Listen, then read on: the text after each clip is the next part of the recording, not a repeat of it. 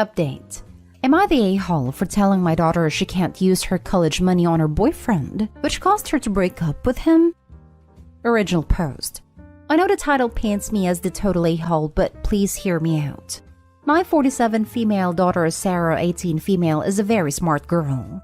She has a 4.0 GPA. She's valedictorian of her class, and she's just gotten word from her dream college that she has received a full ride scholarship. We have a college fund for her for about $250,000. When we found out about the scholarship, we agreed that we would still give her the money to pay for other things that she would need in college, such as housing, food, etc. Well, she came home yesterday kind of sad. I asked her what was the matter. She said that she was not going to go to college anymore. Apparently, her boyfriend Brian, 19 male, told her not to go anymore. Some background on Brian. His family is very well off, and his parents have never issued discipline on this child. I mean, he is very rude and disrespectful. And although he seems sweet to my daughter when they are alone, she'll complain that whenever they're out with friends, Brian is constantly putting her down and comparing her to Instagram models. Brian is currently enrolled in college, but he has no set course of his future. He's just rolling with the cards, as Sarah says. Some other background info is that my daughter is going to school for marine biology. Well, with what my daughter told me about their conversation, she was telling Brian about her full ride scholarship and how excited she was to finally go to school for marine biology. He has never supported her dream of being a marine biologist and has always told her to go to college for a real job. When he sat her down and told her to not go to college at all, he told her to wait for him here in our town and don't worry about getting a job even, because his parents will support her and that he didn't feel comfortable with her going to college out of state and so far away. He also said that it made him feel unmanly when she has a set course of her future which will give her a good life, while he has none. After she told me what was going on, I didn't make a decision right away, but I knew that I wasn't going to just let my daughter throw away her future like this. She then asked me for her college fund so she could help support Brian's dreams. So I took time to think, and I sat her down today. I told her that she cannot have her college fund to spend on Brian. She started freaking out, asking why, and it was her money, and I asked her to listen. I asked her if she actually could see a serious future with Brian in it. She said nothing the first time, and then started crying. I asked her again more gently this time, and she admitted no while still crying. I pleaded with her to please not throw away her future for someone who can't see herself having a life with. She then nodded and went up to her room for some time to think. From what I've learned, she broke it off with Brian, and he has been calling non-stop, crying and begging to speak to her. I feel very guilty and sort of like an a-hole. Am I? Now for the top comments before reading the update. I know that the title paints me as a total a-hole, but please hear me out. No, it does not. It paints you as a responsible parent. The first thing I thought was, absolutely not. But then I read about halfway into your post and I realized that I was right. You're absolutely not a hole. The truth of the matter is that Brian is toxic and abusive. She absolutely loves him, but he clearly doesn't love her because he's willing to wreck her future in order to feel in control. You did the right thing. You're a wonderful parent. At the end of the day, most men will come and go in her life, but you'll always be there. I keep thinking if his family is so rich, he could have moved to where she was going to college. But no, I feel unmanly if I'm not superior to you. Barf. And give me your money. WTF? No. Not a hole. She shouldn't throw away her dreams and future for a guy who is so demeaning towards her and won't support her. Who says he would even come back to her even if she waits around for him. She's dodged a bullet. Yeah, 100%. He honestly sounds like he's got the makings of an abusive partner in him, and you've really helped her dodge a bullet. Give her so many cuddles. Your daughter sounds wonderful and deserves so much better. Not a hole. You probably saved her life. For real. I didn't want to be too dramatic, but yes, her life could have been so terrible for years if you hadn't stepped in. I'd go even further and say that it was terrifying Opie even had to step in, and their daughter is still at risk of this. Opie, I'd really suggest sending your daughter to therapy of some kind. It's quite possible this guy has been emotionally mistreating her for a while, and this isn't something you easily get over. You don't go from throwing away my future or dream job and money for a guy to healthy independence in one intervention. This time, Opie could intervene. She's 18 and doesn't have access to all her money yet. But eventually, she will be able to fork over $250,000 if a guy asks her. I don't count out this guy either. If he's got his tentacles in far enough that should give him $250,000, it's likely she'll still go back to him. Don't let him pour abuse over her for hours on the phone either. You can't imagine the things someone like that will say to have her taken back. And now for the update. I know that this has blown up a lot, so I'm going to post an update in the comments since I can't make a post about it. My daughter came to eat breakfast with us this morning before going to school, and her father and I had a talk with her. We told her that we loved her and that we were here for her. She said thank you and that it meant a lot to her for her to have our support. Of course she does, because we will always love and support her. We made sure to tell her that. But I told her that I did not want to ever see Brian again, and she said the feeling was mutual. I told her all of the wonderful messages and comments you guys were sending her, and some of the advice you gave, and she is very grateful. We made sure to tell her that we know it's going to be hard, but to not give in to Brian's pressuring and to block him on everything. She said that she had already done so when she ended things, and showed us her phone as proof, which she didn't need to do. We weren't going to force her because we trust her. She went off to school and I called our phone provider to change our home phone number and my daughter's phone number, which I got her approval for. She called me while at school lunch, crying and begging me to come and pick her up. I was very confused as to why she couldn't just drive home in her car when she told me that Brian showed up during her lunch and him and some of his friends are blocking her from getting to her car and she is scared. I told her I was on my way, and before I left the house, I called the police non-emergency line and had them send officers over. Since the police station was closer to our school than our house, they got there first, and when I got there, Brian was in the back of a police cruiser. What happened was the cops pulled up, and the rest of his friends ran off, but Brian refused to leave because he believed he was doing nothing wrong. And when the cops asked him to leave the property since he was not a student at the school, he got aggressive and attacked one of them and was going to be sent to the station. They asked me and my daughter if it was possible that we could go to the station to answer some questions, but that it was not mandatory. I told them no, and that I just wanted to get my daughter home, since she was still a crying mess. We got home and I sent her dad a text message about what had gone down, and I left work to head to the police station, very angry. He came home and told us that he was planning on pressing charges against Brian for harassment and that he wanted my daughter to file a restraining order. I told my husband to calm down, since our daughter is going through such a hard time right now, and that when she is ready, we will discuss further details. We took our daughter out to dinner to treat her, which she greatly appreciated since we only really go out to dinner on holidays or super special occasions, so this was a big treat for her. We had another dinner outing planned to celebrate her scholarship, but this was just to cheer her up, and the scholarship dinner will be held at another time. We went home and watched a movie, and then I talked to my daughter about how she would feel about going on a little trip to tour her college town and get away for a while, and she happily accepted. The plan is still in motion, but it's all we have for now.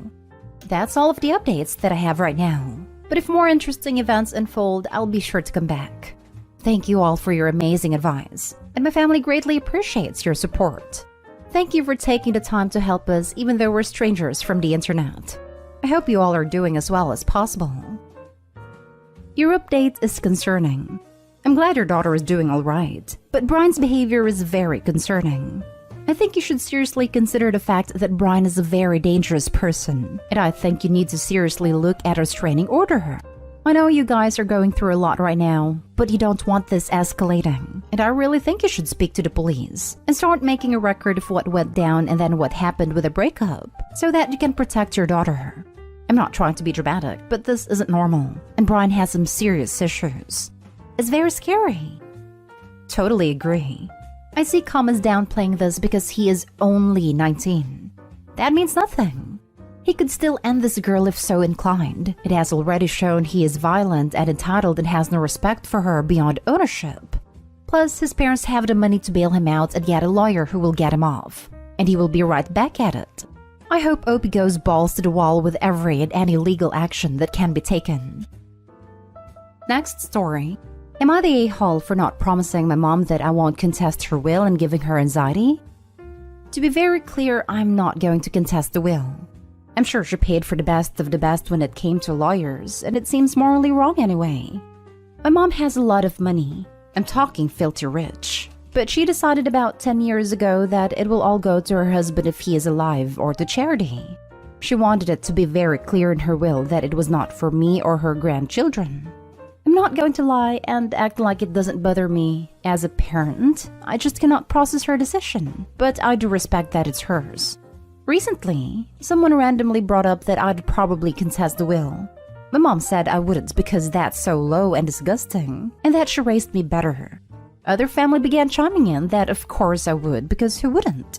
My mom asked me and I just rolled my eyes and told her she'd be dead anyway. I don't know why I'm doing this. Probably just because I feel she's being so ridiculous. That was a few weeks ago, and her husband called and asked me to reach out and talk to her because it's been giving her a lot of anxiety. I said she's being dumb and can figure her own anxiety out. I never made a joke, I never said anything, and this whole situation is dumb. Now for the comments. Not stay home. She made it very clear that you are not a priority in her life or afterlife. Don't let her or her anxiety be a priority to you now. Honestly, I'm surprised she can stand to be in the same room as her mother after she said that. It would be enough for me to go no contact. It sounds like the husband is a stepdad too, since Opie said her mother's husband. Just adds insult to injury. Not stay home. Not stay home. I won't lie. If my parents were filthy rich and they told me they weren't leaving me a dime, I'd be a bit salty about it. I think you've done the right thing by saying you won't contest it, even if you ultimately end up doing so. Filthy rich or not, leaving your kids out of your will is a statement that they don't really matter to you. Mom has every right to do what she wants with her money, but she's filthy rich and doesn't even want to give anything to her grandkids? Yeah, I wouldn't feel great about that either if it was my mom. Not stay home. And of course her husband wants to make sure you won't be contesting the will. He's the one who stands to benefit from this while her children and grandchildren are being slighted. Well, he'd definitely get it if he was alive anyway, as spouses are the next of kin. But the issue is more of, if he's dead, I'd have some ground to contest it all going to charity. Now for the last story. Am I the a-hole for sharing a bed with my 20 female brother, 26 male? I know this story may sound absurd, but bear with me, please. So, I'm a college student and I've been living with my boyfriend, 21 male, since last year. I'm attending an out-of-state university, by the way. My brother had some business to do in a nearby city from today till Friday. He decided to take a little detour and arrive at my place on Saturday and spend a weekend with me, then take an early morning flight to his destination on Monday since it's close by. He had a very busy and tiring day prior to his arrival though. So I told him that I was going to leave the door unlocked and he could just come in as I didn't want to be woken up. He was supposed to get to my apartment at around 6 a.m. My boyfriend left on Friday to spend the night at his parents' house because his mom was not feeling well, and he knew that my brother was coming over. My brother arrives on Saturday at around 6:30 a.m. He tries to wake me up, but to no avail. He tells me, "If you're not going to wake up, at least let me get into bed because it's cold and I'm sleepy too." I say okay, and he gets in. We immediately fall asleep. My boyfriend's yelling wakes us up at around 10:30 a.m. He starts saying how this is basically cheating, asking if we hooked up, if we're in an inappropriate relationship, etc. That this is absolutely disgusting, and mega inappropriate, and other delusional things like that. I tell him that we've always shared a bed while living at home, and that this is 100% platonic. He lets me know that we were snuggling under the blankets while sleeping. I tell him, yeah, that's what people do when they share a bed and it's cold. I start to get really angry at him at this point for constantly trying to sexualize me and my brother's relationship. So I tell him that I'm going to spend a weekend with my brother at a hotel, and until I come back, he better learn how to manage this irrational jealousy of his. I'm back at my apartment now, but my boyfriend gives me the cold shoulder. Not stay home. Is he an only child? Just curious. Some people can't understand sibling bonds. Either an only child or siblings who doesn't have a good relationship. Even then, friends cuddle sometimes too. Siblings even more so. I have a nephew whom I live with, who look more like siblings than aunt and nephew, And on a typical free time, we would be on the couch, legs tangled together while I'm on my phone and he on his Switch. It's normal. If he doesn't change his stance on this, you should break up with him. Next thing you know, he's gonna sexualize you and your father's relationship when he gives you a hug and a kiss. Or, God forbid, when he walks you down the aisle. Yeah, he's an only child. Yep, there it is. When you guys speak of the topic again, point that out. Not so harshly, of course. I grew up an only child. I was already 15 when I discovered I had half-siblings, and I understand that there are a lot of things I can never relate to. But I hate it when people say you won't understand because you have no siblings. Because my response would be, then make me understand. You should find out where you two are gonna go after this. Because if he doesn't try, family first. Of course, this is only because you love your family. Otherwise, that's a different story. Your boyfriend has seen too much incest adult materials. It is absolutely okay to snuggle a sibling when cold and in bed. Unless you guys were touching in appropriate places, it wouldn't bother me, on its own, if I were in your boyfriend's place. I was waiting to see this comment. This was my second thought after, WTF is this dude's problem? Not stay home. This is his weird issue. I guess it is privilege too. I mean, it is really like only a few hundred years since every family lived in one room. Less than a few. My father is from 1941, and when he was young, they had an apartment with one bedroom for his parents, him and his sister. They didn't get their own rooms until my grandparents had enough money for a house later. My father was born in the 50s and was one of the 10 in a 3-bedroom house, though they did at least have a boys' room and a girls' room.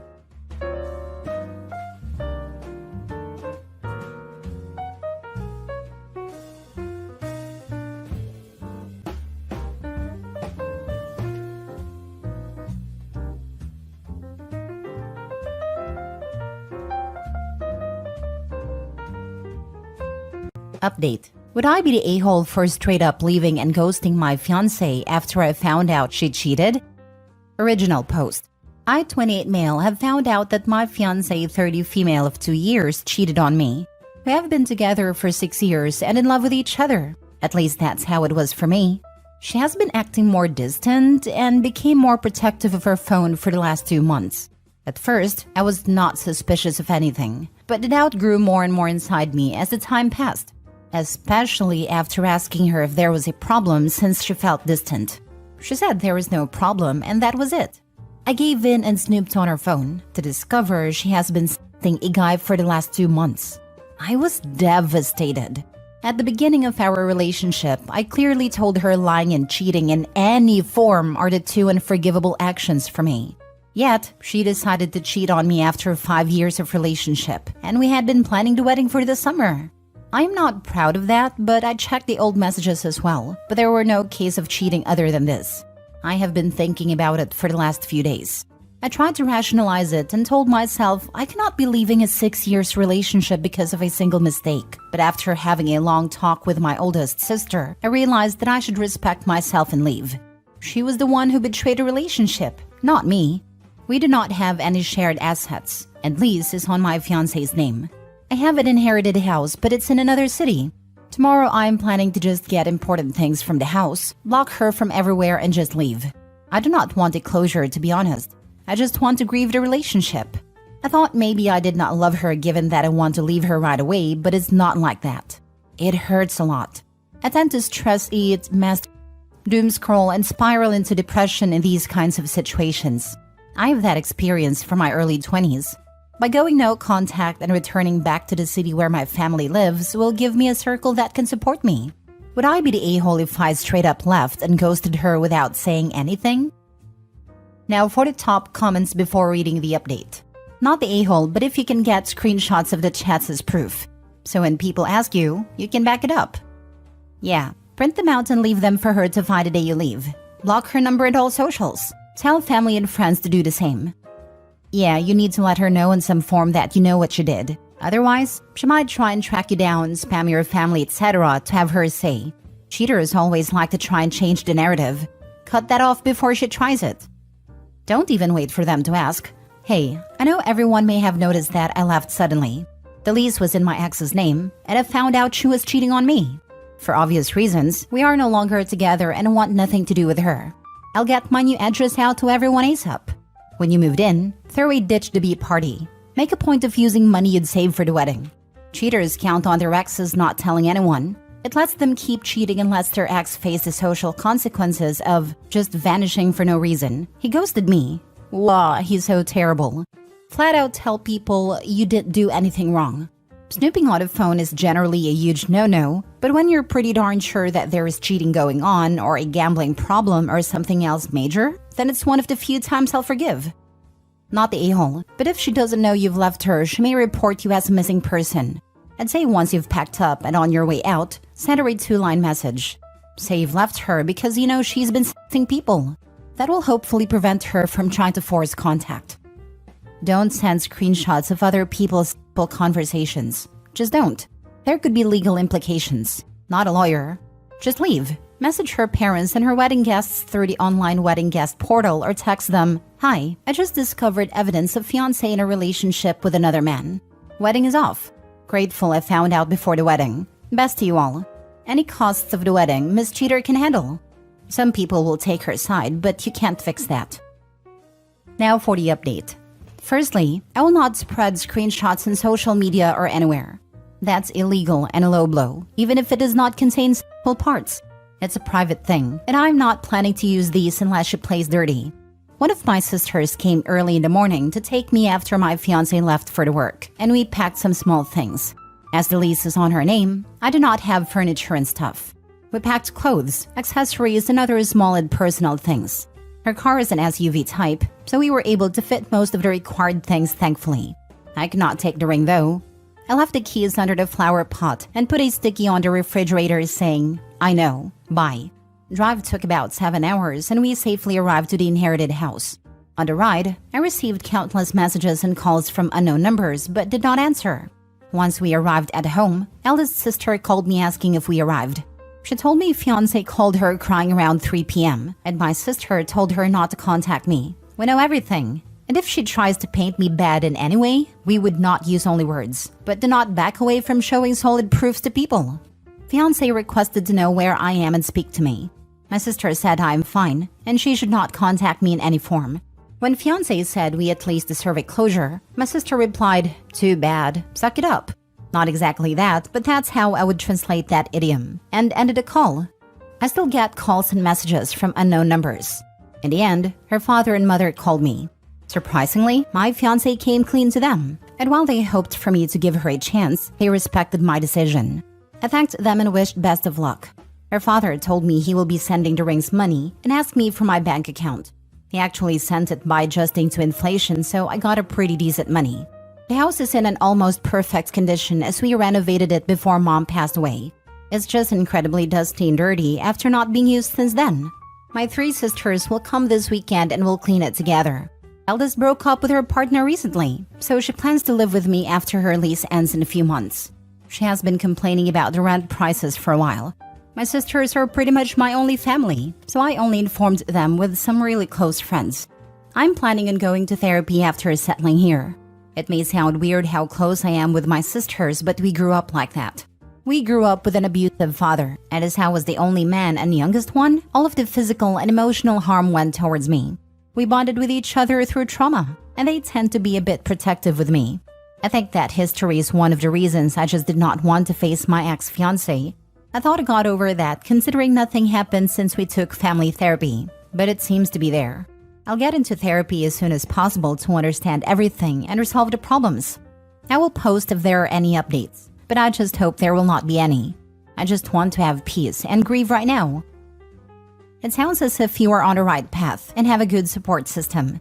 Yay sisters for having your back. Good luck. Thank you. I did not know what I would do if my sisters weren't there. OP, I am so happy for you, and good for you for getting out. I read your original post. Your message to her was perfect. Short, sweet, and to the point. Thank you. I try to keep it as short as possible. Many people said it would be weird to disappear without a simple note, so that's what I did. You made a perfect choice in your note. She does not deserve a closure talk from you. It may help her, but definitely not you. You are the #1 priority. If she has made you that priority, she wouldn't be in this mess. She made her bed. Let her lie in it. Good luck, and stay strong, King. Closure is just the ex trying to manipulate OP. If she cared for his feelings, she wouldn't have cheated in the first place. My husband's side piece cried and wailed and stalked him at work, called on fake numbers, and used friends to reach him for closure. Her idea of closure is guilting him with, if you have anything else to say, you should say it, and I hope you're happy now messages. She doesn't. She hopes he's miserable without her, so he'll come running back to her. Good on OP for 1, not putting up with the cheating like I have, and 2, cutting her right off. She has nothing enlightening to say. Walk away and stay strong, OP. This was not an easy thing to go through. It's great that your family and her parents are supportive and understanding. She made a wrong choice and has to live with the consequences of her actions. Her parents are incredible people. I'm glad they did not push for anything further. Next story. Am I the a-hole for breaking up with my girlfriend because she slept with another guy while making me wait? So my girlfriend and I have been together for about half a year, and I just started a new job. I met this male coworker and we became friends. So I invite him over at my place and he recognizes my girlfriend. We don't officially live together, but she spends a lot of time at my place. You can guess where this is going. After my coworker left, my girlfriend and I get to talking. Basically, she slept with him while dating me and made me wait. She said that our relationship was gonna be special and she wanted to wait, and that hook up with my coworker was just a one-night stand. I told her to leave because I knew I was gonna say things I couldn't take back. A few days later, after I calmed down and thought it through, I broke up with her. She kept repeating what she said about how she wants more with me, but I told her that I feel like I'm not attractive to her, or at least not as much as others. She kept saying that I was special. Basically, I said that I can't be that special if she preferred to sleep with a one-night stand than me. Edit, I don't think this counts as cheating. This happened within the first month of us dating. We became official after the first month or so. I 100% should have clarified with her if we were exclusive or not, so that's on me. Now for the top comments. Of course you're not the a-hole. Lol. OP not the a-hole. She had a one-night stand with a guy while dating you. She has issues. If she legitimately thinks it's okay to sleep with someone and then tell the guy she's dating you're special, all that's gonna do is make the guy feel like shit. If you want to sleep around, do so. But don't make excuses to someone you're dating while you're sleeping with other people. Going to make anyone feel like crap. Hey, I really want something long-lasting with you, but this guy can bang me hard right now, okay? Not the a-hole. I can never get the logic that you're a special boyfriend material, so I will make you wait, but we'll be banging some other guy during the waiting time. Wouldn't it be the same if a guy sleeps with 2 to 3 girls and comes back home to his girlfriend telling you are a special one? She was cheating. If OP was special as she claims, she would have kept her legs closed for OP before there was exclusivity talks. If a difference between keeping your legs open and closed is a tag called exclusivity is BS. It's funny, isn't it? Guy sleeps with a girl and says she means nothing and he's horrible, rightly so. Girl does it and it's all good?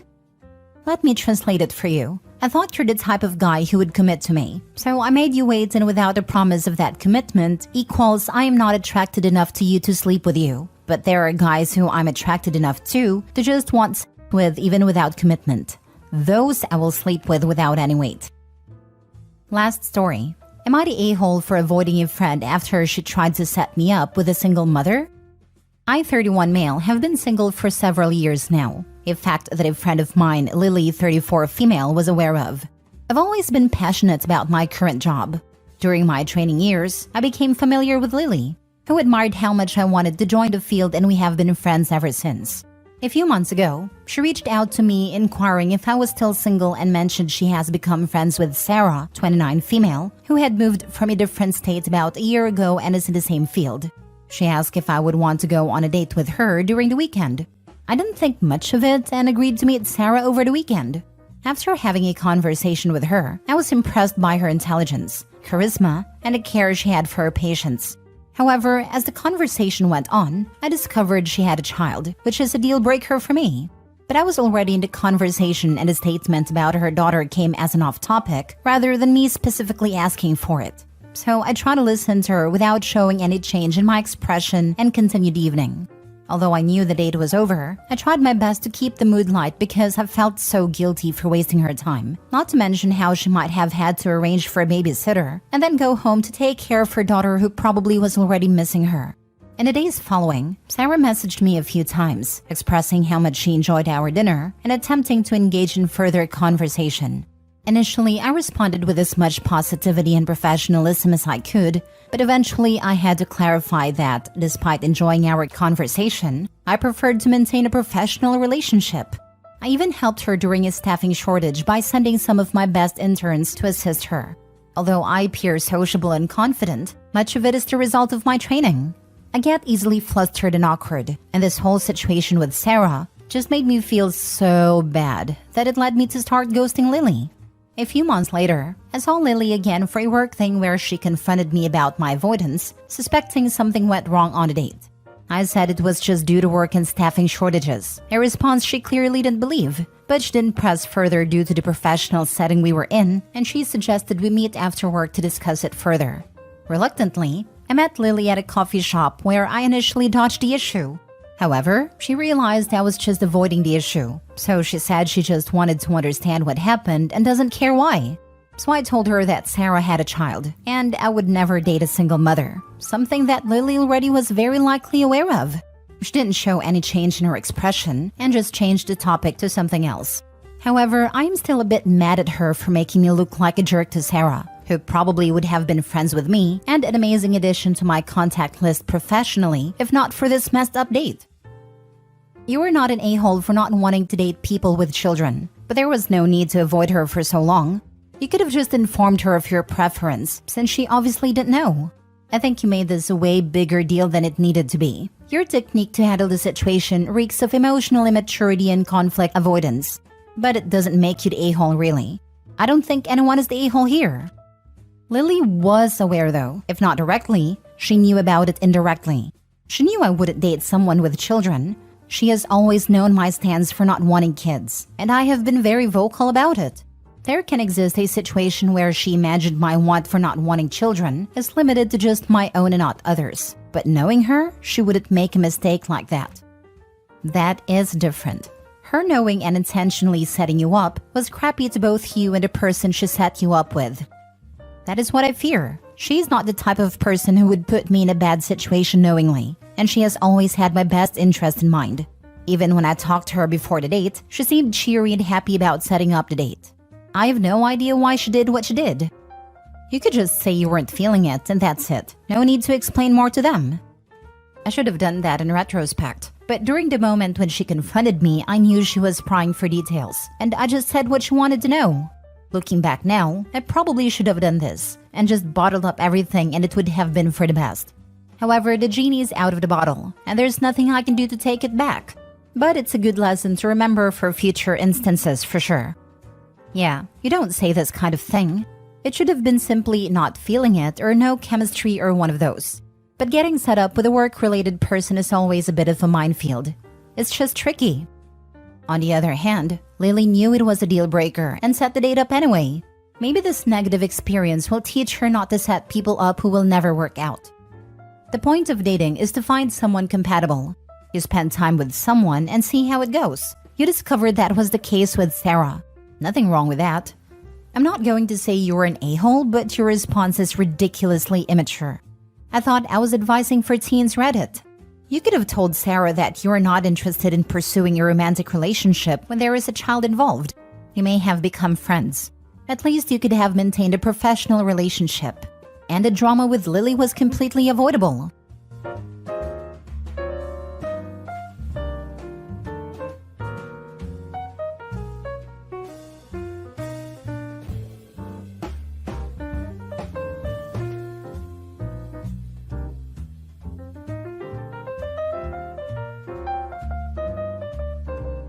Update. My 28 male girlfriend, 31 female of 3 years, confessed to me that she only started dating me because she knew I had a massive crush on her for a very long time, and her roommate convinced her to go on a single pity date with me. Original post. So I have had a mega crush on my girlfriend ever since school days. We were the same school, although she was one class ahead on me. Now, my crush was such that everyone in my school knew. Like if I was anywhere near her, people would just give a mischievous smile to both of us. If we were sitting near each other, then my friends would tease me mercilessly. Lol. In short, it was impossible for her to not know about it. But I never had the courage to ask her out. After school, we moved to different parts of the world for our education, and we were not even Facebook friends. Anyways, around 3.5 years ago, I was attending the birthday celebration of a friend when I saw her again. It was her, all right, only she had become even more gorgeous and awesome. The friend whose birthday I was attending was a mutual friend from our school, and he of course knew about my crush. There were 2 or 3 more mutual friends there who also knew, and they kept encouraging me to go and talk to her. So I finally went up to her with my heart in mouth and had a small talk with her. She of course recognized me from school, and we had a nice talk and then we exchanged numbers and socials. So with great trepidation, I did some light detective work to find out if she is single or not. To my great relief, I didn't find the presence of any guys in her feed, so my hopes went up a little. I reached out to her to hang out, fully expecting her to turn me down, but she accepted to my great surprise. So we hung out and I found out that we had a lot in common, and then we decided for our next meetup. Things picked up from there and eventually we became boyfriend and girlfriend.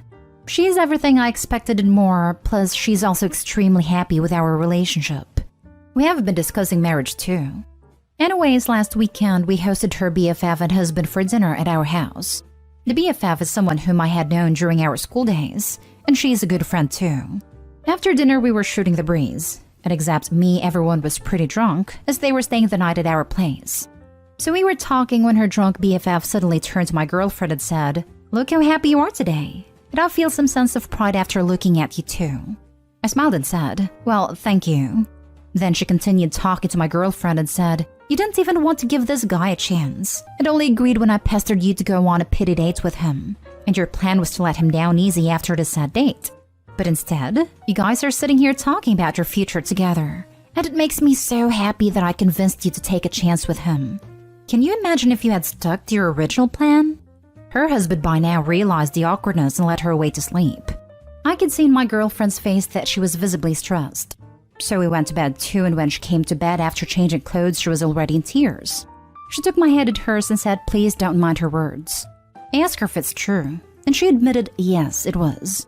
She knew I always had a massive crush on her, so when I asked her out, she didn't want to be mean by turning me down harshly. So she discussed it with her BFF, who was also her roommate at the time, about the situation.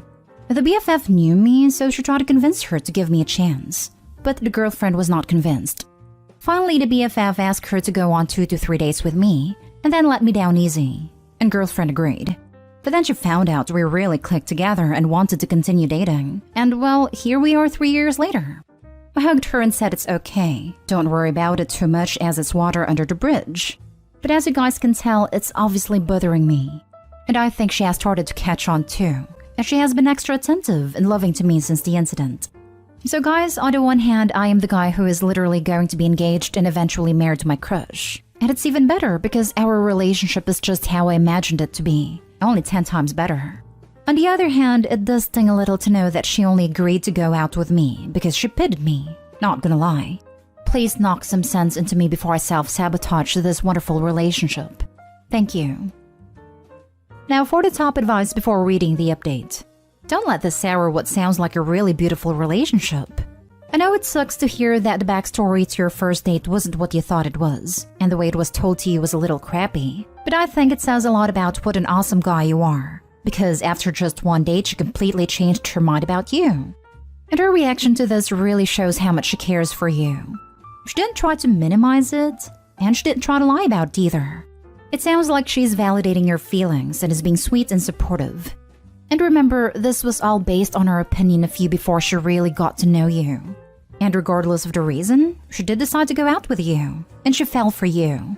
You got your dream girl and you guys sound really happy together. I think it's actually a really sweet story.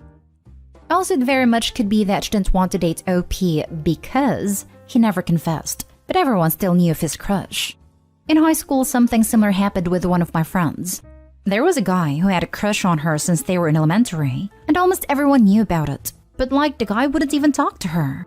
Over half their lives of knowing each other, and she barely knew anything about him, because while he liked hovering around her, he also simultaneously avoided her like the plague. Kid was one of those genuinely nice guys. The kind that everyone would agree whoever he ended up with would be treated like a queen no matter what. And we hoped he ended up with someone who also treated him like a king. But hovering around someone you liked and never uttering a single word to them for years kinda leaves a sour taste in your mouth. Especially if you hadn't had a chance to figure out if you liked them back, because you never had a decent conversation. But the whole school is basically pressuring you to date them. He finally confessed the summer before our senior year, and they dated for a few weeks. She later told me she partly said yes because she didn't want to be labeled a witch when we came back to school, but also because she was genuinely interested in him based on the little she knew. But during those few weeks, he basically ghosted her because of anxiety finally landing his dream girl. The few times they did talk, the conversations were bone dry and uncomfortable. They mutually broke up in the end. I still talk to her, didn't really know him, and she mentioned that she and him still talk and he seems a lot more mature and confident in himself, but at the moment they're just good friends. I don't even know why you would beat yourself up about why she decided to go out with you. So yeah, she went out on a pity date with you. But your looks and personality won her over, without even realizing the deck was stacked against you initially. And here you are, 3 years later, with your longtime crush in love with you. Recognize the win, my dude. Seriously. Opie went to the Relationship Olympics as an underdog and won gold. Good for them. Not only that, the girlfriend sounds kind. There's nothing negative here for Opie, really. And now for the update. So I guess I should tell what happened after I made a post. In the morning, the BFF apologized for her insensitive comments the night before. She said she got too drunk, and that she just wanted to take credit for setting us up and playing a matchmaker. But being drunk, she blurted out some unnecessary things. I said, of course. You don't have to apologize, as I have to thank her for me and my girlfriend going on a first date. After the BFF left, I went to my girlfriend and shared my feelings. I'd asked her why she was hesitant on going out with me. She then took my hands in hers and told me that it just felt awkward to her. She had known for years that I had a crush on her. On top of that, I was younger and junior than her. Her friends from back home sometimes used to tease her by using my name, and almost all of our mutual friends know about my crush on her. So when I asked her out, she felt awkward because 1, I was more into her than she was into me even before going out on a single date. And 2, I had her on a pedestal and she was certain that reality was never going to meet my fantasy. So she wanted to avoid going through this. Also, she thought I was a weirdo. She admitted it. Lol. But after BFF went to bat for me, she decided to go out with me, and then let me down easy after 2 to 3 dates. Then I asked, well, what changed after the first date? And she said, well, you didn't give off any weird vibes. Yes, you were very happy and nervous as a result, but I didn't get any creepy vibes from you. You were just a guy with a crush, with whom I had insane chemistry even on the first date. And now 3 years later, I think I have a bigger crush on you than you ever had on me.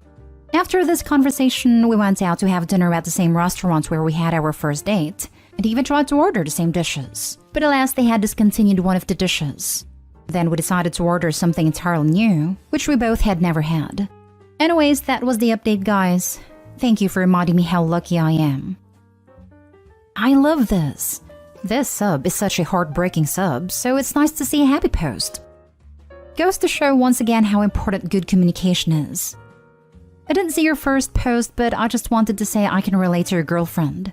I knew my partner had a crush on me for about a year, and it's made me hesitant to give him a chance because I was so scared of hurting his feelings and losing him as a friend. Then one night we got drunk, made out, and he was so sweet. He just held me all night while I slept to make sure I was safe. I'm so glad I gave him that chance. He's been the absolute love of my life, and we're now 8 years and 2 kids down the line. It doesn't matter how it happened. It just matters that it happened. I have had a crush on her since I was 12 to 13 years old. Lol. And we started dating when I was 25, so I can understand her hesitation. When I was 15, one of my best guy friends told me he had a crush on me. Our whole friend group knew. I never thought of him like that, and I honestly didn't even want to consider it.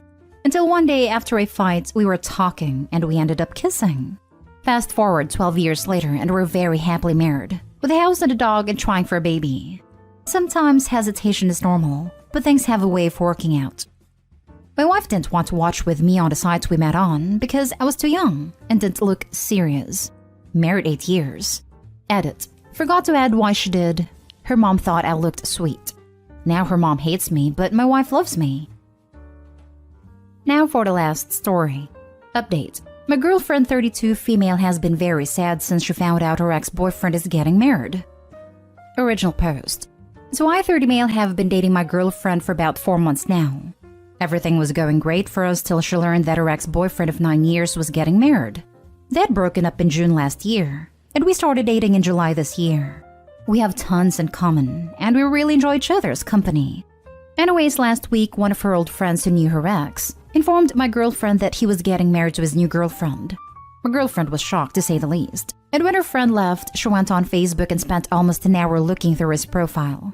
Okay, he was a longtime boyfriend, so she must have been curious. But ever since that day, she has been really sad and stressed, and keeps spending her time on Facebook looking through everything about her ex and his bride-to-be. When I finally asked if he was the one that got away from her, she denied it. She said something along the lines of, "I want to see what's special about her." She says she isn't pining for him. He didn't treat her well, and that even if he asked her, she wouldn't go back. In fact, he had reached out to her multiple times after breaking up, but she turned him down every time. So guys, my question is this. If you don't love him still, then why be so sad about his marriage? Why keep obsessing over his bride-to-be? What am I missing here? Now for the top advice before reading the update. He strung her along for 9 years and is marrying the girl he only recently met. That's probably where her sadness is coming from. Why wasn't she good enough to garner a commitment like marriage? What does this girl have that she doesn't? Not logical, but that's probably what's running through her mind. You might be right. I don't know the intricate details of their breakup, but she did say that they broke up because they couldn't agree on a future. And she has mentioned to me that she does want to be married and have kids. Putting these 2 points together, the situation might have been closer to what you describe. And to be honest, her ex did sound like a tool. He made 5 times her salary, but they always went 50-50 in all expenses. On our first date, I took her out to a fancy restaurant, which I also wanted to visit for a long time. We had a gala time, but the next day she called me and apologized and then told me that she would only be able to pay her half of the meal in installments, as she didn't have that much cash at the moment. It took me a moment to understand she was talking about the dinner last night. I told her that I invited her, so it was my treat. Then she told me that her ex-boyfriend made her transfer her share after every outing they had, all throughout their relationship. It was weird, to be honest, but I didn't probe much further as it was just after our first date. I dated someone for 8+ years who was basically the same as this guy you describe. I rejected his begging to get back together and moved on. If he had got engaged a year after I left, I would have been a mess too. It's more of a grief about life than a grief about love. It will weigh on you though, so be understanding, but also encourage her to have a slumber party with her best friend and send her off with wine at her favorite junk food. It's more a grief about life than a grief about love. Very beautifully put. Now for the update. So I got a lot of advice on my last post. Thank you.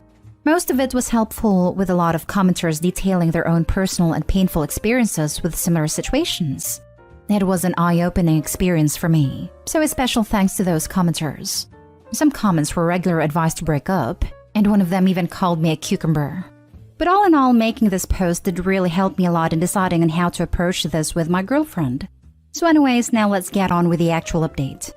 After reading the comments and doing some thinking, I decided the best course of action is to talk to her. So I went to her favorite restaurant, got her favorite dish packed, and then went to her apartment. When she came out, I told her that, look, I can't say understand what you are going through, because I don't. It's something personal to you, and as much as I would like to help you out or share some of your grief, I respect your choice and decisions. But as your boyfriend, I do have some rights here, and I'm invoking that right and asking you that you not be hungry and sad. If you want to be sad, then please be sad on a full stomach filled with your favorite food. That's all I ask. Hearing this, she became emotional. Then she said, I haven't been the best girlfriend in the world for the past week, and I apologize for that. It's just that it's been hard for me to see someone with whom I spent 9 years of my life and who gave me a lot of excuses. Now he is just disregarding his own statements. Can you imagine anyone in a 9-year-old relationship where the couple don't live with each other or don't go on holidays together? They have absolutely no talk of getting engaged or married. Hell, he even got upset if I sent him a text while he was working. Well, me and my ex were like that. On top of that, he always used to say that marriage as an institution is archaic and he won't participate in it. Also, he looked down upon age gap relationships too. Now he is marrying someone 8 years younger than him. It is already living with her and gone on holidays together too. That's why I have been feeling down. I don't want him back. I have already upgraded to a much higher level. She meant me. But it's just a feeling of wasting 9 years of my life, which is the most painful. So I gave her a hug and told her that if she wanted a shoulder to cry on or a mouth to talk trash about her ex, I can do both. So we both shared a laugh then. When I was leaving, she asked if she can stay with me for a few days, as she doesn't want to be alone. I said sure. So she came with me, and right now she's setting up her workstation in my other bedroom while I'm making this update. She will be staying with me the whole week. So thank you again, people. You have been of immense help. I think she was just mourning the answer to the question, why is he doing this stuff for her and not me? And that answer is because you let him, is the most devastating of all. Yes, she may be feeling like it's her fault. I can't imagine the blow for her self-esteem. Good to see that Opie followed good advice and faced the problem in a positive way. I think you handled this perfectly. Her self-esteem has taken a hard hit. You had a similar experience. When it's over and you're left feeling like you wasted all those years with someone who didn't really love you, it leaves you feeling somewhat unworthy of love. One of the last things I said to my ex before I broke off all contact was, I'm not sad because I want you back. If he had not been in my life, I could have maybe found someone who truly loved me, rather than spend years with someone who used me until a person they could love came along. I'm sad because I wish I had never met you. I think your girlfriend is feeling like that right now. Your understanding and comfort probably means so much more to her than you could ever know.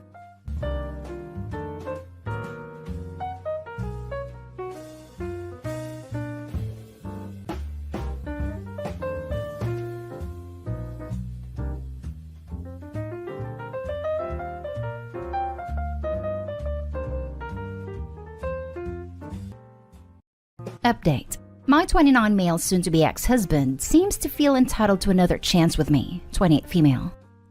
Original story. My husband and I have been together almost 8 years, married for 2.5 of those. Last May, 2019, we separated seemingly overnight.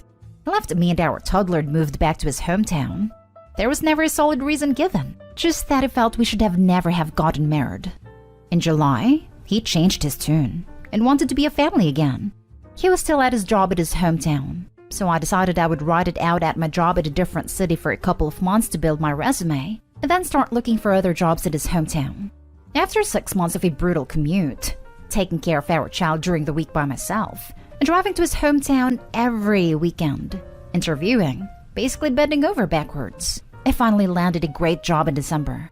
A week before I was to move into the new house we were buying together and start my new job, I found out he had been having an affair. He begged and pleaded for me to stay with him, said to break off all contact, and I foolishly agreed to give him another chance. 2 days later, while I was back in a different city and completing my last week of work at my old job, he unblocked her and everything, and liked her pictures on Instagram. I was devastated. On top of that crap show, he kicked me out of the house we were supposed to move in together, and I had to find a new place to live 2 days before starting my new position. We have lived separately ever since. He has said and done so many hateful things in this time period, and said so many times that he wants a divorce that I've lost count. Up until a month ago, he was still maintaining contact with her. I saw her car at his house, took pictures for the lawyers, etc., and he admitted he had been talking with her still. I stopped doing the pick-me dance about a month ago, and stopped reaching out to him besides contact about our child. Now, he has suddenly changed his tune, and is desperate to get me back and will do anything. He hasn't followed her and everything, and liked all her pictures. Tells me not to give up on our family. But I've moved on. I'm not interested in pursuing another relationship with him. He's hurt me deeply, and I feel like I've been screwed over by him so many times that I've lost count. How can I tell him there isn't a chance without sounding like a completely heartless person? I still want to be able to maintain a strong co-parenting relationship with him, so I am friendly to him, but he seems to take that as I want him back. I have relayed to him my feelings, but they fall on deaf ears. He says he will never stop trying to get our family back together and does not want a divorce. I do. Does anyone have advice? Now for the top advice before reading the updates. You are not heartless for being direct about your feelings. And even if you were, why would you be so careful about his feelings when he cares so little for yours? You need a lawyer to come up with a custody agreement. You do not need to be friendly with him to co-parent effectively. You just need to be cordial and not disparage him in front of your child. If Opie is heartless, It's only because ex-husband smashed it over and over and over again. He only has himself to blame. Thank you, thank you, thank you. I needed to hear that. My ex feels entitled to a relationship with me. Filed under how awesome for him. See also, no is a complete answer. You're concerned about appearing like a heartless person to someone who not only acted heartlessly to you, but abandoned your child. Stop giving consideration and concern to people who've gone out of their way to give you neither. Here's what you tell him. Trust is one of the most important aspects of a relationship, and you have destroyed my ability to ever trust you. There could be no more chances because there is no more trust. If you want to prove yourself trustworthy, do it by being a good father and prove it to your child. Because the only future relationship we have is co-parents. Thank you so much for this. I need nothing but brutal honesty right now. How can I tell him there isn't a chance without sounding like a completely heartless person? Why does it matter to you if his feelings are hurt by how you phrase this? You gave him multiple chances. It is proven beyond a shadow of a doubt that he can never be trusted again. Some part of him understands this. Just be firm about what you have to say, and don't engage him if he asks you for another chance. No is a complete sentence. You're totally right. I guess my biggest thing is I know how awful it feels to be heartbroken, and I hate thinking that I'm the reason someone feels that way. He absolutely does not deserve my empathy, but for some reason I still feel like I have to be considerate. It makes no sense.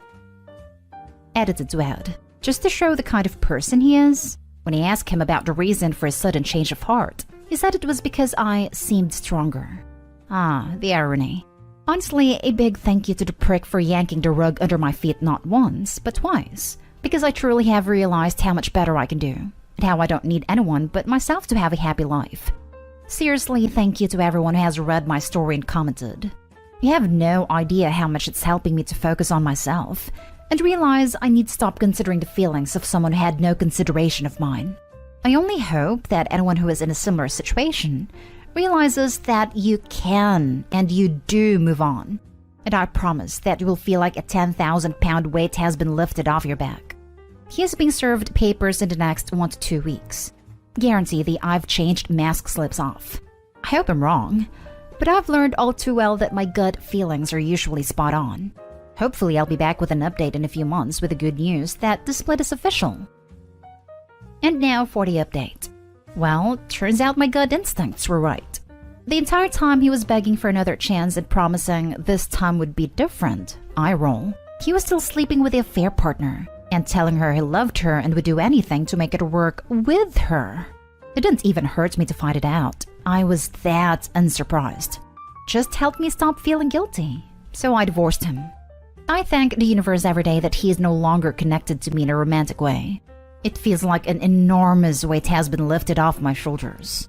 Shortly after my original post, I met someone by chance at a wedding and fell in love.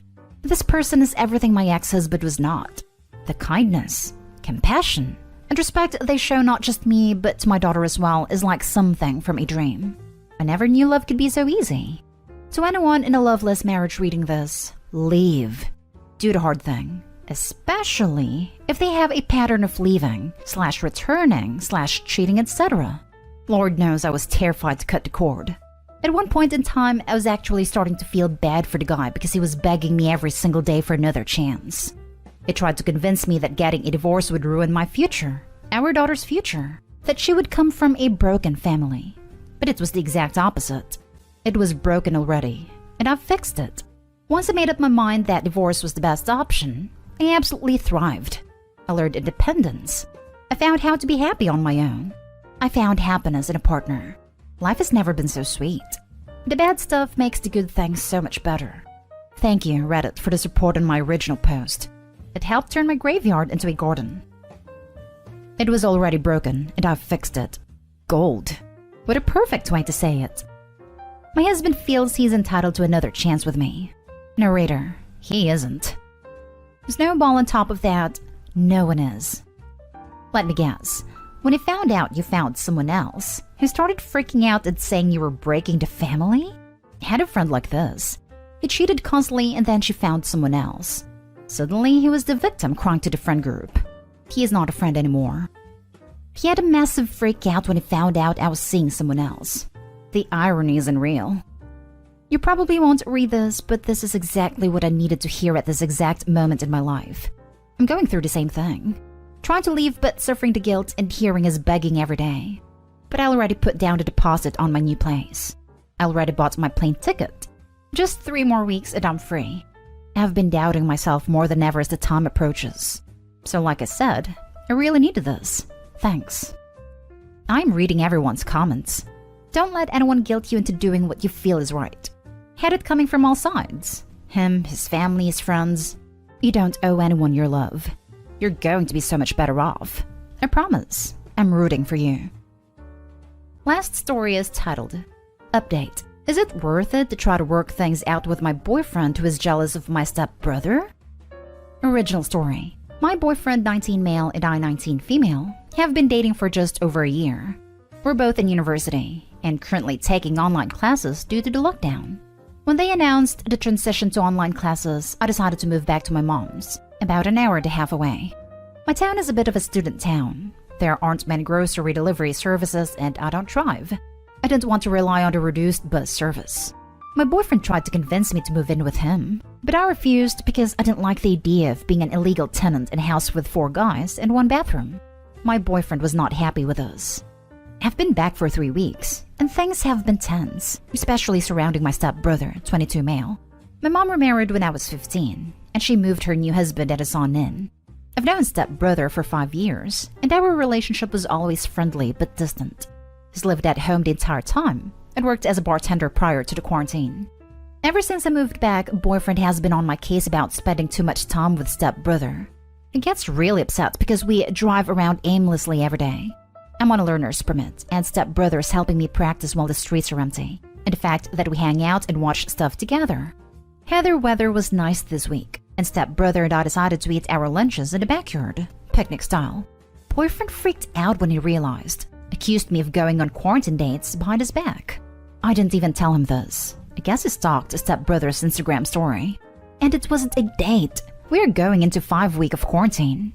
Bored out of our minds and doing anything possible for a slight change of pace. Boyfriend called me yesterday and told me that he was unhappy, felt disrespected, and that I needed to make a change to keep the relationship. He told me that stepbrother and I are not like regular siblings. We didn't grow up together, and so he's afraid things will escalate between us. I think this is gross. Stepbrother is not someone I would ever consider dating, but I'm certain he feels the same. Boyfriend told me that I would need to stop hanging out with stepbrother and spend more time FaceTiming and texting.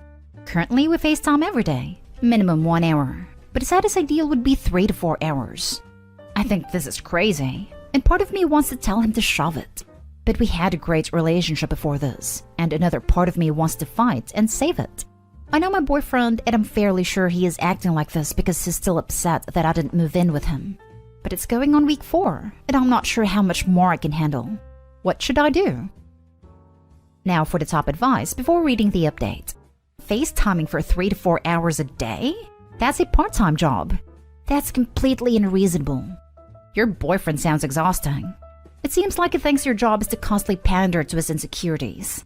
In my experience, you can't reason with someone who is this jealous and controlling. They either learn their lesson after they've been dumped a few times and mature a little, or they just never get better. You don't have some kind of duty to teach him to be a mature and trusting partner, if that's what you're asking. You never need a reason to break up with someone. Thank you. This resonated with me, especially about not having to teach him to be a normal boyfriend. Dude, you're finally seeing who your boyfriend really is. He wanted you to live with him so he could monitor you. I didn't even consider this, but you might be right. When we've thought about this, he has alluded to feeling like the situation was out of his control. If you really feel like your boyfriend is a good dude and there are no other red flags for you, put him in his place over this. Be firm and clear. I was clear on why I did not want to move in with you. I do not want to live with 4 men, let alone with 1 bathroom. That topic is done with. It should no longer be an issue.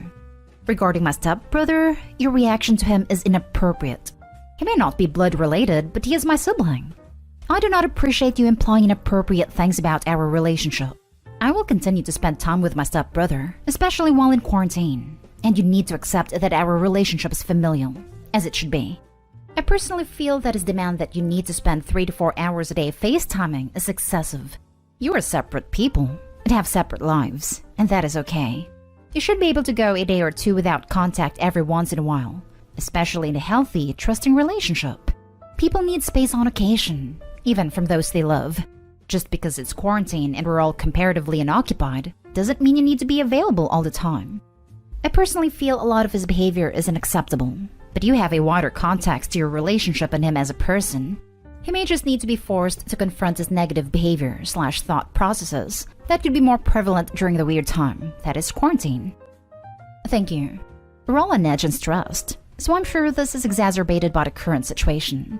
I think I'll essentially copy and paste what you've written. It's exactly what I want to communicate and to the point. And now for the update. After I posted, I took some time to read the comments and form a plan. I texted boyfriend telling him essentially that I needed a bit of space to take a breather and reevaluate. I made it clear that I didn't want to break up, but felt like I was always being monitored, and I wanted to make a game plan to have healthy communication through this pandemic. He called me super upset and accused me of choosing stepbrother over him. I told him that it wasn't about stepbrother. It's not like I chose stepbrother. He's literally just someone I get along with who I can hang out with during the pandemic. I explained to him that it was not like I was spending every waking moment with him. I do my homework in the morning. We hang out in the afternoon, and my evening time is divided between the four of us. Mom, stepdad, stepbrother, and FaceTiming boyfriend. Boyfriend that accused me of doing special boyfriend activities with stepbrother. He told me that it was always his dream to teach me to drive. He doesn't even have his permit. Am I supposed to wait around for him to get it?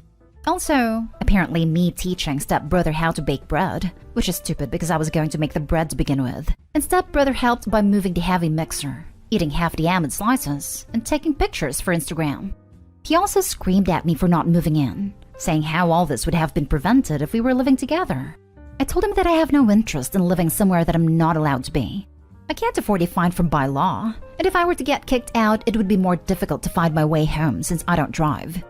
In the end, I told boyfriend that I would not give up my relationship with stepbrother, who is part of my family and a genuinely nice guy, to ease my boyfriend's insecurities and cater to his demands. I told boyfriend that I needed to cool down and that I'd talk to him in a few days. That was all on Friday, and today I reached out to see how he was. He was still pissed at me and accusatory, so I basically told him that this wasn't working. I don't want to break up. I did it over text and then blocked him, which probably makes me an a-hole. But I literally couldn't deal with any more of him yelling at me and insulting my family. In a way, thanks to everyone who commented. I'm really sad this is the outcome and I've been crying a lot, but I'm also kind of relieved. Good call. Your gut led you on this one. The sort of behavior would have found its way to something else, if you choose to dismiss it. Sounds like some real LDA, though. OMG, this is awesome. Good for you, girl. It's such a burden dealing with someone who is jealous and insecure. It's refreshing when you don't deal with them anymore. I can't believe her boyfriend chose to be such a massive knob wobble about this. I'd like to have a cool friend to hang out with right now. Awesome job. You definitely made a right move here. It might be hard, but he has so much growing up to do if he ever wants to be in a relationship. And I just mean in general. I'm definitely not advocating you wait around for him. You deserve better. The fact that he screamed at you is a huge red flag. I would have serious reservations in moving forward with this boy. He feels threatened by your family for no apparent reason, and him being possessive and wanting you to move in is a classic controller move.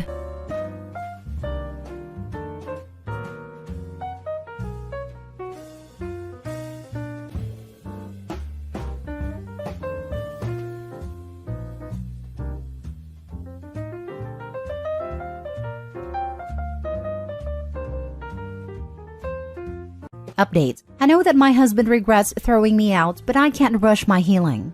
39 female, 41 male.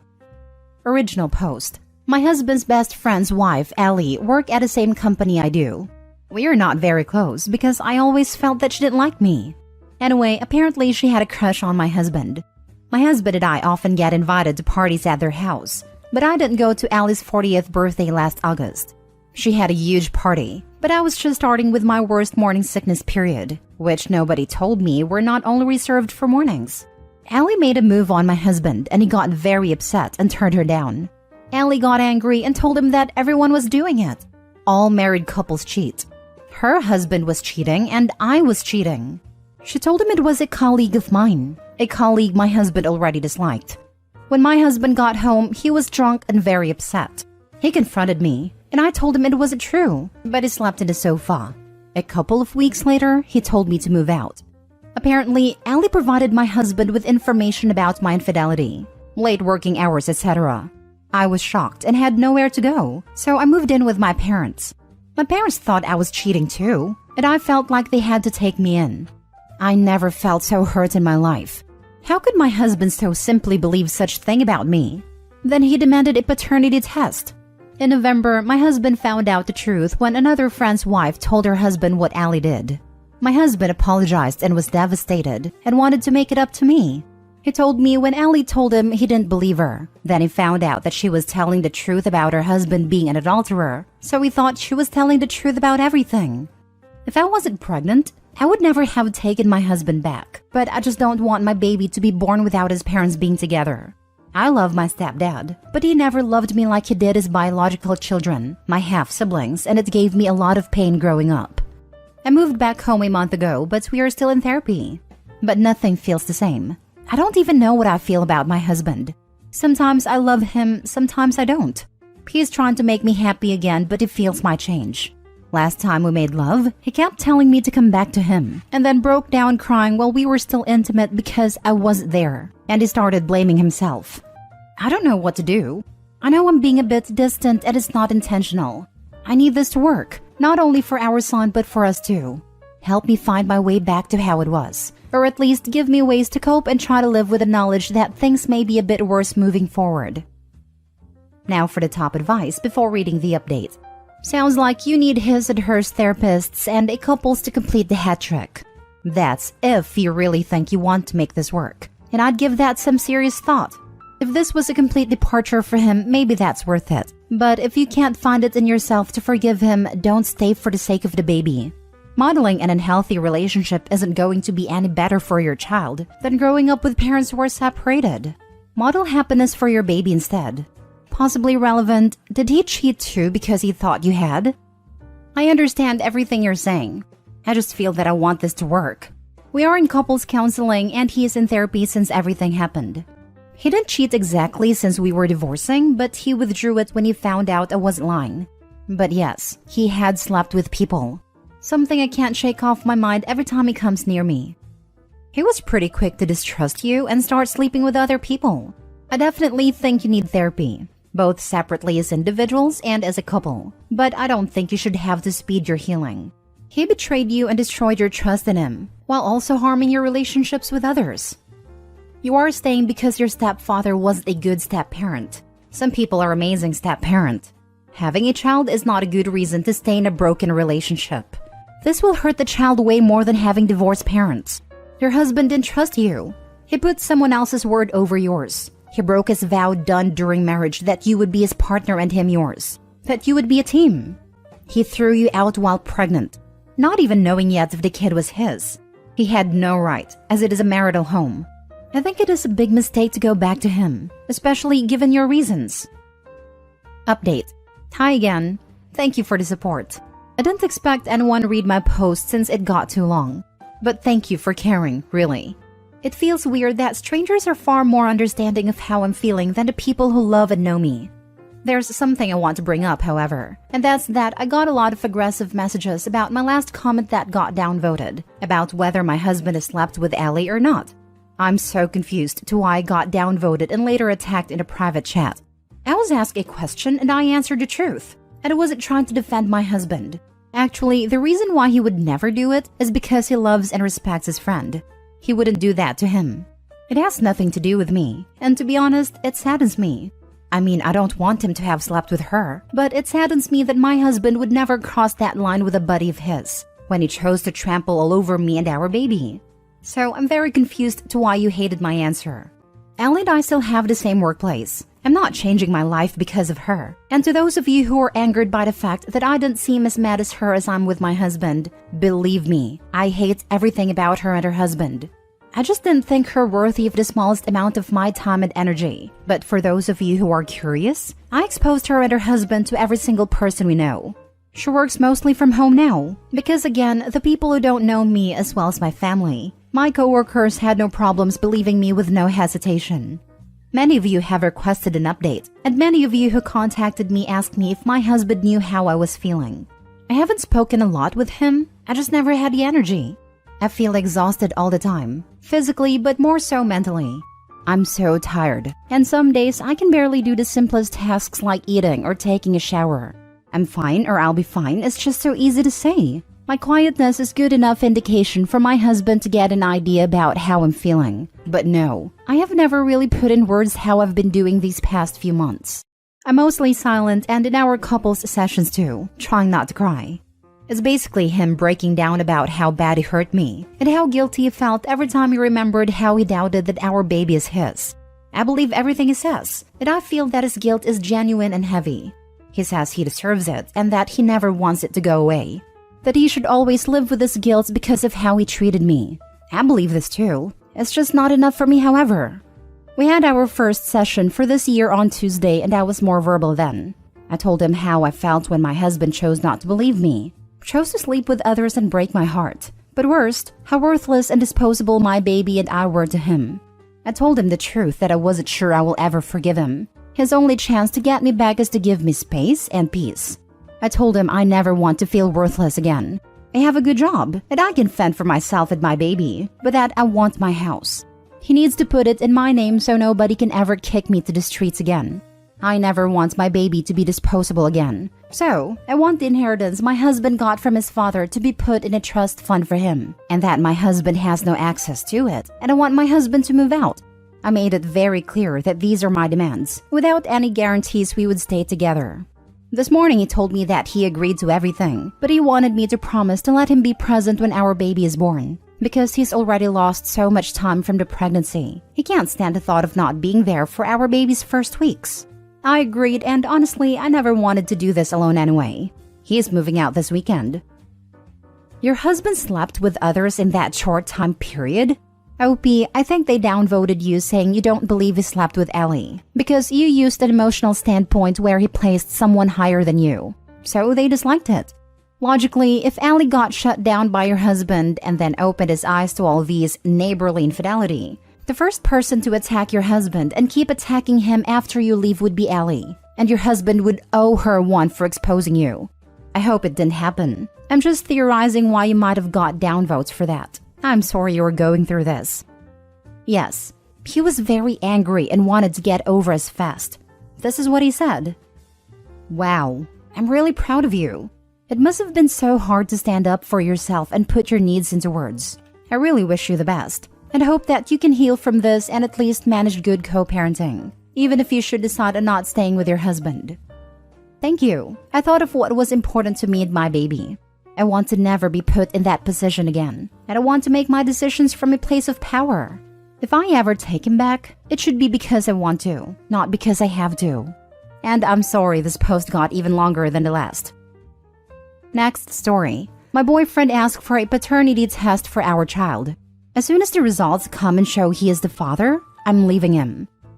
I'm a new mom to a baby boy who is my pride and joy, though it's been a roller coaster adjusting to taking care of a baby. The past few months have been great. Tiring, but great. I have a boyfriend of 3 years who is the first person relationship-wise I have ever loved, and I thought we were doing great as new parents but also as partners. Friday, he came home and he asked me for a paternity test. Just like that. It was completely out of the blue. I was putting away the dishes and he asked for one, like he was asking what was for dinner. I'm a different race from him, but our child, apart from the skin tone, is literally his mirror image from pictures I had seen of him when he was a baby. I was stunned when he asked, and his reasons were that he had to be sure he was the father. He had to have that certainty. All I remember as he was speaking is just immediately feeling pain. The man I love doesn't trust me. He would actually believe that I would sleep with someone else, cheat on him, and then try to pass off another man's baby as his. I have never ever given him reason to think I would cheat on him. I have tried to be transparent and communicated, and it wasn't enough. He told me he would give me time to think about this, that he wouldn't go behind my back and do this test, but for our relationship to move forward, he needs to be 100% sure. He repeated this because he, in his words, needed me to realize how serious he was. After thinking for a couple of days, I'm going to allow him this paternity test because I have nothing to hide. I never cheated and would have never cheated on him. But once it's proven that he's the father, I'm ending it, leaving the same day, and I'm going to try my best to be a cooperative co-parent with him. In the meantime, I'm coming up with my exit plan, a place to live, and a lawyer to work out a custody arrangement and court. I can't even tell my family or my friends right now because they would go nuclear, and my first priority is our child. I hope the test was worth it to him. I'm not asking for advice or reassurance or to explain his side. I'm just realizing this part of my life is now over. What a way to start the new year, huh? Now for the top advice.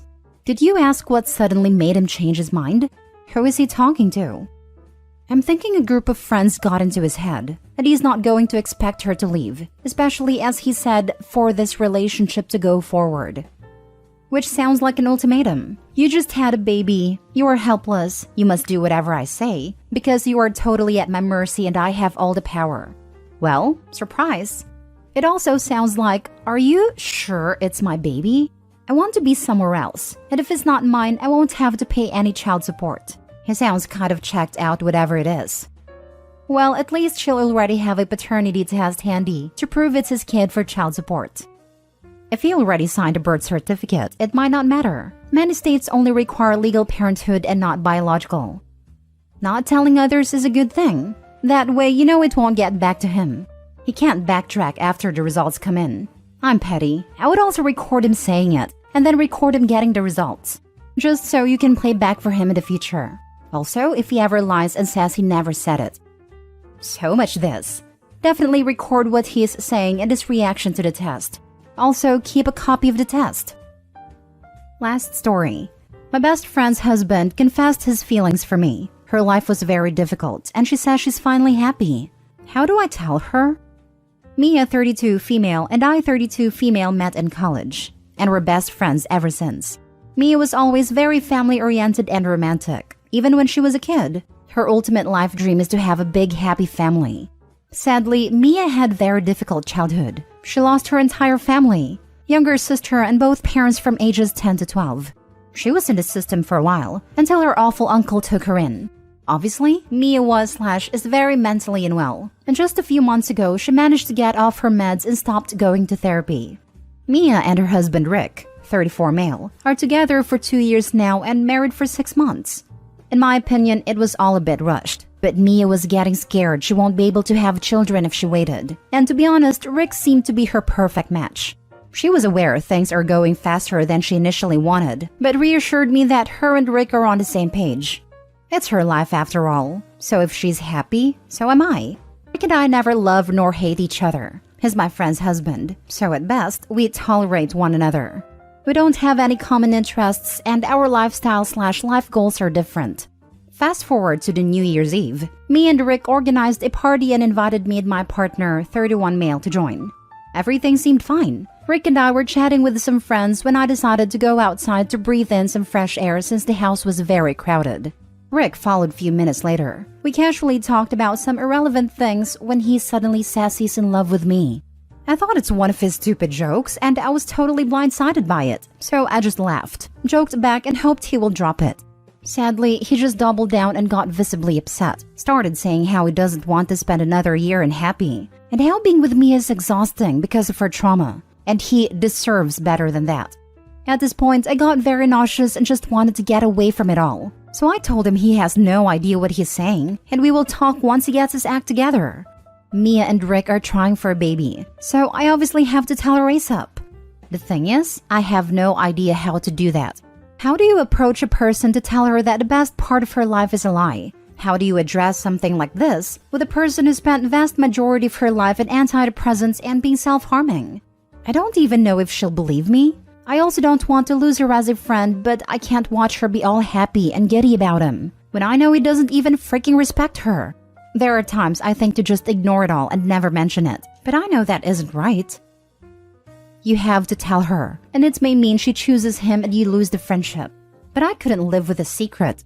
I'd get her one-on-one as soon as possible and be upfront that you have bad news, so she can sort of be prepared. I'd frame it as, this is so horrible. I don't want it to be true, but her husband is not a good man, and she needs to know. It's up to her what she does with this information, and you'll be there for her whatever she decides, even if that's staying away for a while.